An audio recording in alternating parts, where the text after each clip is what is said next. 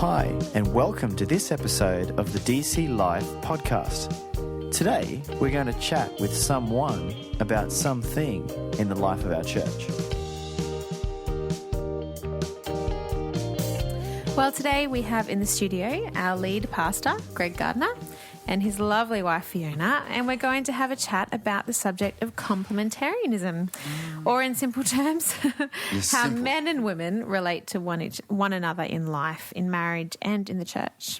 Yes. So thanks for coming along and having a chat with us. Welcome. Our pleasure, guys. Nice to be back with you again. Yes. And you did that well. Complementarianism, that's a word that, Big word. you know. It's got a lot of letters in it. It's got a lot of letters in it. Yeah, I was tripping over it earlier. It does, yeah. So, a big topic. Yeah. Thanks for tackling it. It's very clear that society in general has really kind of struggled, with this issue for a long time. And I know there's different views out there today, and we respect all those different views, particularly in the church. But why do you think this is an issue? Like, what's happening in society and so forth? Well, it's an issue because those in the community who have felt that as a society we have not handled this well are actively pursuing some change. And it's something that we've seen for probably the last 100 years. Yeah. I think it's funny because, many societies, or maybe most societies, and particularly even in other countries today, it's often or always been a kind of a male-dominated society. And as over the years, agrarian culture and jobs and things, or warring nations, sort of that men taking the lead in those roles has just been what's happened because, they're stronger, they're bigger, sort of physically and that kind of thing. Well, some of them are. Yeah, that's true. That's a generalisation, but you know what I mean. And of course, in those days, weapons weren't what they are today. Yeah, Where, today a woman can carry a gun as well as a man, but when that was a really big club or sort of something, it was a bit of a different story. So, that's kind of been the bigger picture framework. But as to why people are so sort of feel so frustrated maybe or a need to correct sort of that, because I don't think too many of those women would have been complaining, sort of in those societies necessarily that they didn't have to take the lead in those ways. But in our industrialised, sort of nation and so on, why men still dominate, but in a dominating way. And I think the church hasn't really led well in that. We haven't done well in that, sort of as you look back over history.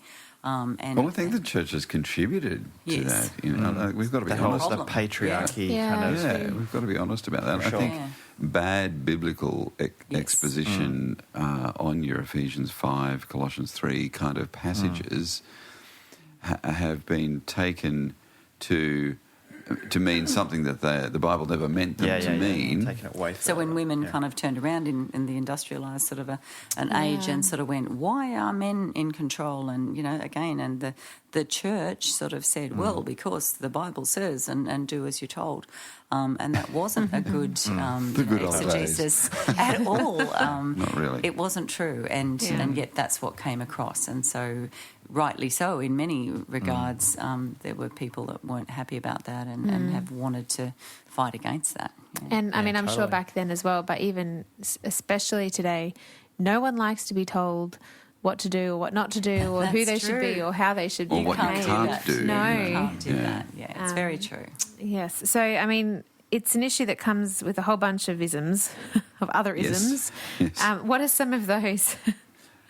Well, look, so the position, I suppose, that we've come from that's dominated society and has been, sort of summarizes, I suppose, a lot that we've been talking about already is the idea of hierarchy, or to put the ism on it, hierarchialism, which is essentially what often gets referred to today in a lot of the debates as misogyny, male chauvinism. This is And this is pretty ugly. I mean, when you look into this kind of stuff, what it actually says is that men are superior to women. So it's not just men get a better deal, or they get paid more, or they Structure. a lot of the things that we sort of hear today, glass ceiling kind of stuff. But the root of that ism is that men are just superior, that women are inferior creations, inferior beings to men, and their purpose in life is to fulfill man's desires, aims, and ambitions, and so it's a pretty sad condition, and no wonder that as the world has started to develop, that there has been a reaction against this, and women particularly, and some men have started to react against this, and so we've seen that in the form of things like the suffragettes and the rise of feminism and so forth. And so, that's kind of the position that has been in vogue, so that's kind of the first ism, I suppose. The next one that I'd probably describe for you is egalitarianism. So this is sort of those who are not Christians, although there's a lot who are, and want to be activists against the hierarchical idea or the male superiority idea. They latch onto this egalitarian idea. And there's some good things about egalitarianism, and Australia is often described as an egalitarian society, and there's things about that that we like, because at the root of this idea of egalitarianism is that we're all equal. It's equal. Yeah. And before God, that's what the Bible teaches. Whether you're a man or you're a woman, we have been created by God equally in His image, equal in value, equal in dignity, equal in worth. And so there's that aspect of egalitarianism that we can, I think, at least grab hold of and go, yes, that element of it is good. But there's another part to egalitarianism which sort of goes, I think, beyond where the Bible is at, and it's to say that men and women are equal in everything and can do everything equally. And that's where our society is at right now. That's the big push, and if ever there is any kind of inequality between a man and a woman, there's a human outcry about that. Totally. And women should be able to do everything that men can do, and vice versa. So it's funny that's kind of the direction that it's going in. And even further than that, in terms of just neutralising gender altogether, like that's That's true. There is no right. man. kind of or male or so that's female. there's obviously an extreme, and society's right. heading more towards that. And We're seeing that in other parts it of the is world. interesting. That's a really good point, Nathan, as to where it's going, because you'd think, we're heading towards the other end of the spectrum from misogyny is... Which is wrong. Which is wrong. and the other end of that would be the female domination, Wonder Woman, whatever, which is misandry, in other words. So that would be to take it... But our society's not heading in that direction. No. Where we're heading is what's called androgyny, where we just take gender out of the equation entirely. And so gender, it's not about your biology anymore. Gender is just this fluid concept of whatever you want to identify as at any given point in time. So that's where society is tracking down, and egalitarianism is kind of allowing us to go there in a lot of ways. The other ism is what we're talking about, which is complementarianism. So this is the idea that, yes, we are all created equal by God. So it grabs hold of that. And so this is where complementarianism and egalitarianism would agree with one another. Equal value, dignity and worth in male and female. But where there's a difference, complementarianism says that in God's design, He has given men and women different roles in different contexts. we see it in our biology. That's the very clearly, yes. very clear difference there. And in terms whether we like it or not. That's right. And in terms of procreation, different roles that we have there, and that's all pretty clear and obvious. But then there's a couple of other areas and contexts of life where God has given us different roles. And in terms of marriage and in the home, and in terms of the church, the clear New Testament teaching there is that God has given men a role to lead, but to lead not in a domineering way, but to lead in a sacrificial way, and for women to be submissive to that leadership in a respectful way. Let me give you one of the passages where that comes from, and this is, Colossians is kind of the shortened version of Ephesians in a lot of ways. But so Colossians 3 verse 18, wives, submit to your husbands as is fitting for those who belong to the Lord. Husbands, love your wives and never treat them harshly. That goes on to talk about children and so forth. But that's the clear kind of teaching there in the context of marriage. The pattern for marriage and family, Yeah. And you can see very clearly that both males and females are given a clear instruction. They're both, required to in some way bring something, but also, sacrifice something. Yeah, that's right. Men lead sacrificially, women submit lovingly.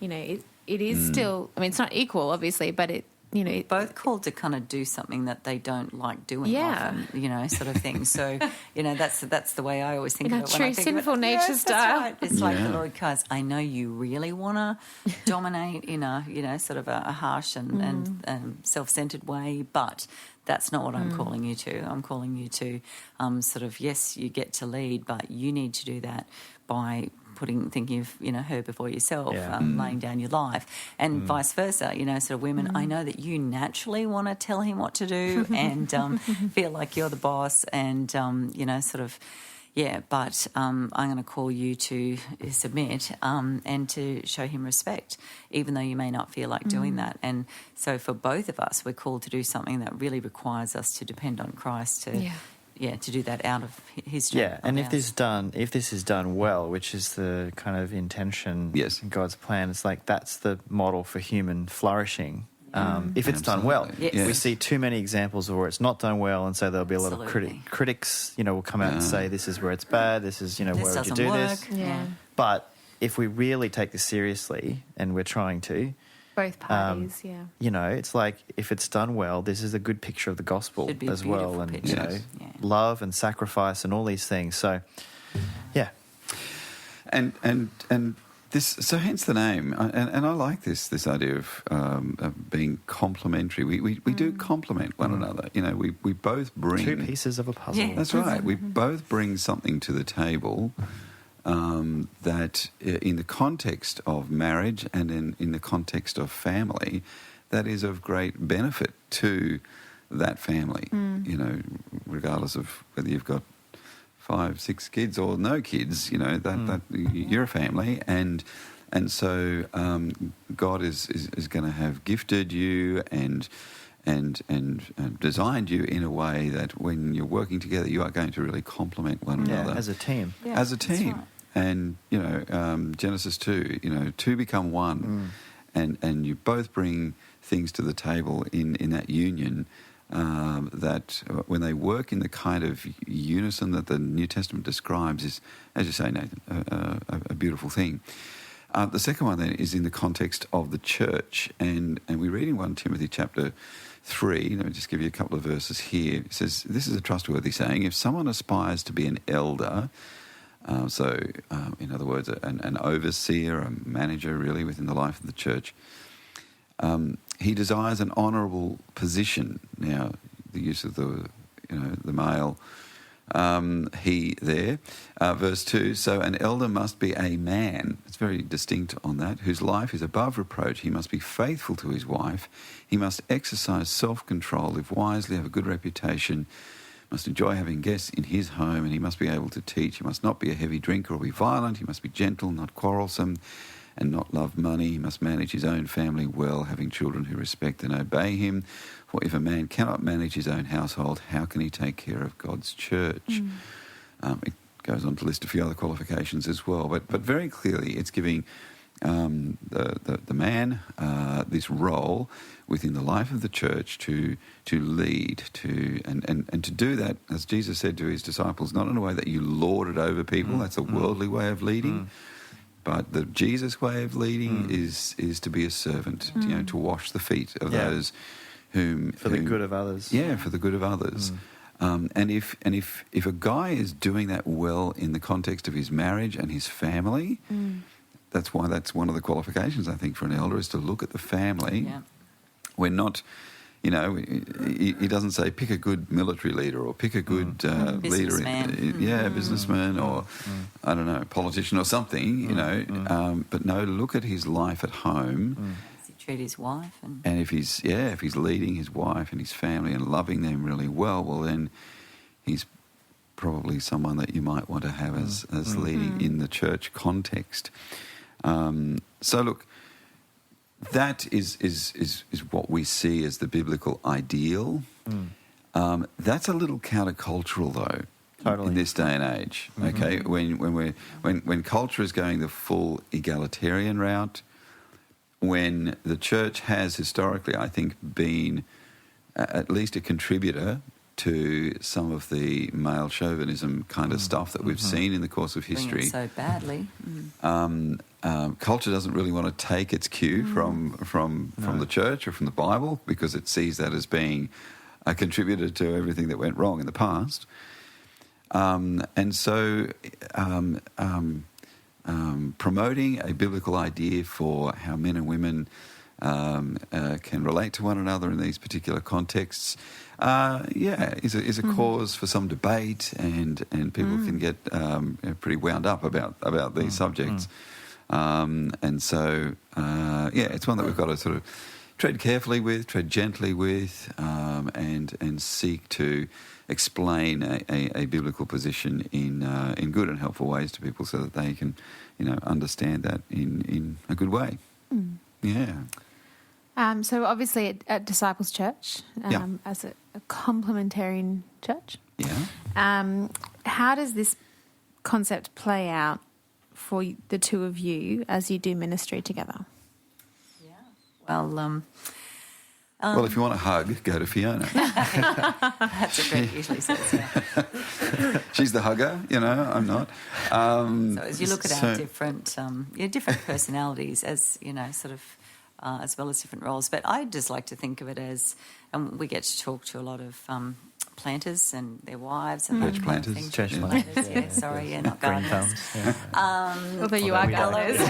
Yes, very confusing. That's right. And we talk about this a fair bit, because as we assess a guy and his wife, it really is as much about her being on board with it all. He's not going to be able to plant a church or be a good pastor to a church if she's not involved and interested in that. Because of this concept, you work as a team. Yeah, it's a partnership. It's a true partnership. And, if you look at Genesis 1 and sort of humanity being created, God did design. Well, he created Adam and placed him in the garden, gave him a job to do, and he sort of looked at all the animals and went, "Oh, there isn't one there for me," and God said, "I'll make this woman for you," and she was to be his helper. That was the idea, and we may not like it, and I think that's really sad, because the word for helper is the Hebrew word ezer, which sort of is it's used in other places in Scripture for God, and that He helps us. It's not a word that means weakness. It's not meant to be that concept of lesser, because Jesus isn't lesser than the Father, and God isn't lesser than us. Jesus submitted to the Father. I think we just don't like the idea of submission generally, and we don't like the idea of thinking that anyone else gets to lead, but it's a beautiful thing. And so, as Greg was called to do this, we talked about it obviously together, and I had to be a part of that. And I'm very keen to be a part of it, and I have never felt like, oh, well, I don't get to make all the decisions, or I don't get to, sort of preach every week. I say hallelujah, because I certainly wouldn't do it. Again, different gifts, different sort of roles, and it is. I see it as my role to help, Greg in doing that. And whatever value I bring to the table as a pastor, it would be much less without Fiona. I mean, it's she. We have the saying about our better half. She really is the better half of the two of us, and so it's a great privilege to be able to do this together and have the benefit of that. Now, that's not to say that she comes to elder meetings and she gets to, participate at that level, because we have that delineation that God has given, to us, but being a pastor is not just attending, an elder meeting once a month. It's in dealing with people and pastoring people. There's so much on that day-to-day level that we just do that together. We really do. Now, if I've got to meet up with a guy, well, if there's a guy that needs to be met up with, well, that's going to be me. If there's a girl that needs to be met up with, that's going to be Fiona. And if there's couples, we do that together. And we do that together. And I know not every church does work that way, and not every wife is that involved necessarily, but that's how we do ministry, and and we're just really grateful that that's the way that it works out. We've got different strengths and weaknesses, and I think DC is better for the both of us, serving in the ways that we are able to do, it's good. Now, what does it mean for the church more generally in a ministry context? Well, so outside of us, we don't have women who are elders. We don't have women who are pastors, because the area where God calls men to lead it's in that area of that sort of spiritual oversight of the family and of the church, and that headship. Okay, but outside of that, men and women, in terms of the day-to-day ministry of Disciples Church, doing it equally together. And there's a fair amount of leadership that's given to women at DC in a whole bunch of areas. We've got men and women staff members. We have men and women who are leading missional community groups, and so it's very much a partnership across the life of the worship church. Team, so it pretty much is everything apart from pastor, elder. I had a friend. It was back when we were doing night services. Way back then, and I remember he's a pastor, and he snuck in the back one night and just sat down the back, and I saw him there when I got up to preach, and then after the service I went down and said, "Hey, what are you doing?" And he said, I just wanted to come along and see," because he was from a church that has a very egalitarian position. And he said, "I wanted to come and see what a complementarian church kind of looked like in terms of Sunday worship service." And I said, "Okay, so what did you think? What were you, how would you reflect on it?" He said, "Well, there were women leading the music, there was a woman leading the service, there was a woman pray," which, I don't know, just must have just been how that was on the roster that week, because we have men and women doing both of those things. And then he said, "And then you got up to preach, Greg." And he said, "I don't know." He said, "Something about it just felt really right." And I said, "Well, I'm really encouraged to have that feedback from you, because that's." He didn't feel like it was an oppressive. No, and that's not by accident. I mean, we seek to involve men and women in all of the roles that we can. One of the things when we first planted here, and I think it's because of the Presbyterian heritage that a number of our core team had come from, just little things like when we distribute communion, when we have the Lord's Supper together, we'd reserved that for men, because that's a very Presbyterian tradition. And there's some reasons that they do that. But we looked at that and said, well, is there a verse in the Bible that says, that's what we should do? We said, well, no, there's not. And so, we made some changes there. And so we're just constantly looking at ways. Let's not exclude people, men or women, from any particular role. If the Bible doesn't exclude you from doing that, then why would we do that? Then let's not let tradition or culture or whatever dictate that. Let's be informed by the Bible. And so we have men and women serving in children's ministry, youth ministry. It's and in the worship collective, as you guys know, there's many ways.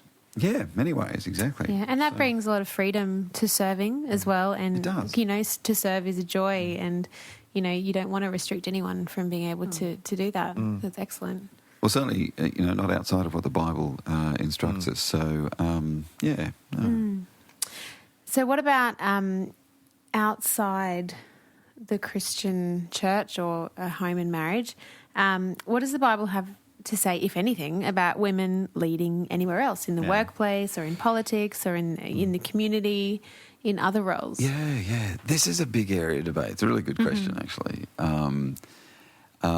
Look, I'm persuaded that outside of the context of marriage and home and the church realm per se, that there are no Bible restrictions on women having leadership roles in any other context.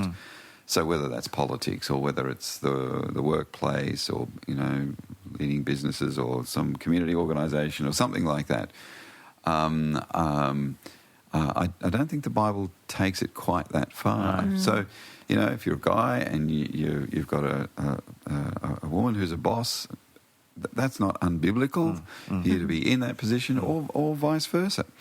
And I think that would be us taking some of the Bible's teaching on the different roles that we're given, and taking that to a place where it maybe wasn't intended to go. Yeah, reading into it. I think there's a difference too between, so I don't think there's anything against that in the Bible about roles. I think, but then if you look at the whole of Scripture and you kind of go, okay, well, what does the Bible talk about specifically a lot when it talks about women and what we're called to do and what we're meant to do, and it does talk a lot about our roles as wives and mothers. Yeah. So if we do, if you're married, if you have children, that should be your first priority. And if you are able to do that, of while, doing something else without just not fulfilling those responsibilities, I think, that's the only caveat I sort of see in Scripture, is that it doesn't kind of say, because all the verses in the New Testament that specifically talk to women, it's, love your husbands, love your children, be sensible, pure workers at home. We are given that calling.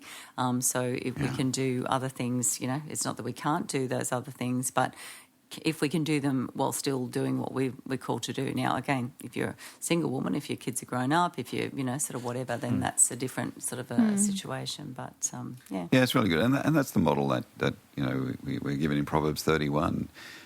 She's a great home manager, but she's not shirking any of that. But there's a contribution that she makes in the marketplace as well. She's outside the home, which is really, really interesting.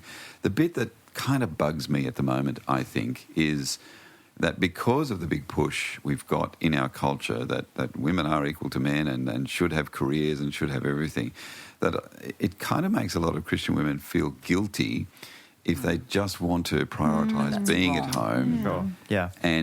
And I know a number of women who've sought employment or sought jobs just so they could say, I have a job, because they're embarrassed to say that... I'm a human being that contributes to society. That's right. They're embarrassed to say that I'm just a homemaker, or I'm just at home with my kids, or whatever. That's let alone the whole, I'm actually wanting to find my identity there because what I'm doing at home isn't enough. And I think the Bible does say enough about the fact that that really is enough. So, there's different ways that you really need to press into all of that.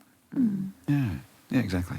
So in terms of just our children and helping them kind of see what we're trying to model through church and home life. How do we explain, these concepts so that the kids can understand it in a really helpful kind of way? And so they're not kind of weirded out or anything, but there's actually there's a reason why we're doing what we're doing. Yeah. I think modelling is a good way to start. I was just going to say, like, I don't recall necessarily sitting down with our kids talking about this a lot. I'm sure we did along the way, but it's what they saw, sort of that, Greg was the head of our house, and that we went to churches where men were the pastors and the elders, and so that is what they saw. And the only other thing that I think is obviously just being mindful of what you say. Like if, for some people this will come more naturally than others, but, sort of if maybe if you're someone who would have the tendency to sort of say, I'm the head of the house, or, sort of even jokingly all the time, sort of, come to me if you want a decision made kind of thing. Just being more thoughtful about those sorts of things, and actually talking about, sort of along the way, or if questions are asked, why don't we have, why are all the elders, as the kids get older, they might ask, why are the elders all, men and not women, and know where that is in the Bible, sort of know where those passages are, so that you get to talk about it with them. I think modelling is super important. I mean, if, kids can see Dad lead, and we can lead by, jumping up and saying, right, we're going out, and everybody in the car, let's go. We're off to Bunnings, wherever, So you're issuing an edict, and we're all in the car, and we're going somewhere. But to take that into the realms of sacrificial leadership, I think that's being able to model that. Volumes, That's going to, certainly sit down and work through, Ephesians 5, work through Colossians 3, and what the Bible says, but then living that out is it's going to be more, what is it? Caught than taught. And I think, I do think that we do that at DC as well. I think that people are as likely to see, and the kids are as likely to see our elders vacuuming and taking out the rubbish and, sort of whatever as they are, sort of. So I do think that we do see that. We do have a bit of a culture of that, and I'm glad for that as well, because it isn't just that, these are people who sit on the high seats and, or whatever. Yeah, it's not a power thing. It's you look at Jesus' life, and he served, and so that's what we seek to do. We seek to serve, and, for Georgie and I, like, we figure it out. We pretty much make all our decisions together. We talk it through. Yeah. It's a real partnership, and sometimes I feel overwhelmed by the high calling around just you're called to die, to sacrifice yourself for your family.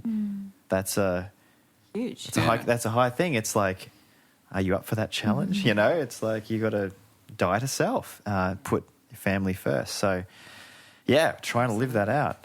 In lots of ways, I've often been grateful, sort of thinking, I'm so glad I'm not responsible, sort of the buck doesn't stop here, so, And how beautiful and perfect that God had a plan all along, and he's made us, for a specific purpose and in a specific way for a role to fulfill. Exactly. Yeah. So in closing, any resources, if people want to kind of, push into it a bit more? Yeah, look, let me give you some quick ones. I think, John Piper put out, with the help of Wayne Grudem, some years ago now, which has been turned into a book. It's just called Recovering Biblical Manhood and Womanhood. I think the text, though, that's sort of become the go-to one is one that's been written a little more recently by a guy called Andreas Kostenberger and his wife Margaret, and it's called God's Design for Man and Woman. So if you really want to get into something, I'd recommend that one as well. Kathy Keller, the wife of Tim Keller, she's written a book called Jesus, Justice and Gender Roles. Interesting. And that's good value. And if you want an Aussie, Sydney Anglican Claire Smith has a book called God's Good Design. Which we actually gave out at a women's conference Yes. many years Right. ago. Okay. So- That one sounds familiar. Might be able to Girls, if you've got that dig on the out shelf. Covered, yeah. Claire pushes in really well to a bunch of those issues as well. So that could be really helpful. So there's just 4 that, if you want to get started. There's a lot out there on this, and there's some Come and talk to us if very, you want something more specific. polarised views, but those would be a good start, I think. That's good. Well, thank you both for coming in and talking about this topic, helping our people just Together. understand it a bit Yes. more. But, feel free to ask Complimenting each other as you questions. go. We're here to, understand it Yeah. and kind of live it out and see how it goes. And you guys model it too, in Yeah, how you're do- doing these podcasts. It's cool. It's That's nice right. to see that. Do it So, together. we Nathan's love in it. charge of the button. And the humour. And the dad jokes, yeah. Yeah. Thanks, guys. Thank you. If you'd like more information about what's going on at Disciples Church, check out our website or email us at podcast@disciples.org.au if you have any questions or feedback. Thanks for listening in. We'll catch you next time.